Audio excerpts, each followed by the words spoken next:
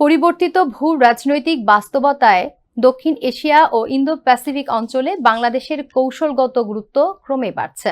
আর এই অবস্থানকে আরও সুদৃঢ় করতে বাংলাদেশ ও জাপানের মধ্যে গবেষণা, জ্ঞান বিনিময় ও আন্তর্জাতিক সহযোগিতা বৃদ্ধির বিকল্প নেই। রাজধানীর এক সেমিনারে এমন মত দিয়েছেন দেশি বিদেশি বিশেষজ্ঞরা। বিস্তারিত ফরিদুল ইসলাম অপুর রিপোর্টে।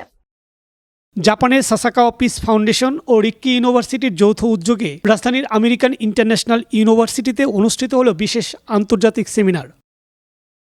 শুরুতে স্বাগত বক্তব্য দেন ডক্টর নাওনোরি কুসাকাবে। এতে অংশ নেন দেশি বিদেশি শিক্ষাবিদ, গবেষক, নীতি নির্ধারণী বিশেষজ্ঞ ও শিক্ষার্থীরা।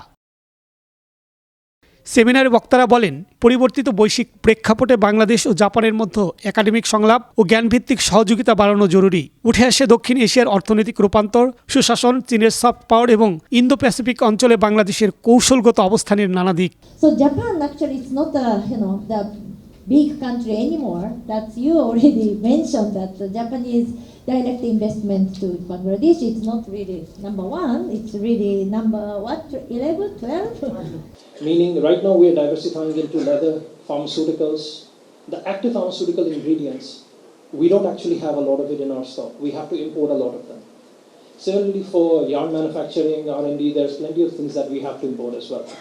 সমাপনী বক্তব্যে এআইইউবির উপাচার্য অধ্যাপক ডক্টর সাইফুল ইসলাম আন্তর্জাতিক সহযোগিতা, আন্তঃবিষয়ক গবেষণা এবং গঠনমূলক নীতি নির্ধারণী সংলাপ এগিয়ে নিতে বিশ্ববিদ্যালয়ের অঙ্গীকার পুনর্ব্যক্ত করেন।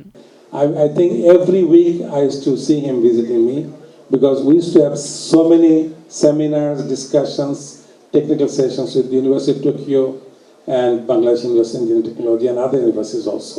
সেমিনারে বিভিন্ন অনুষদের ডিন সহ দেশি বিদেশি অতিথিরা উপস্থিত ছিলেন। ফরিদুল ইসলাম অপু, আনন্দ টিভি, ঢাকা।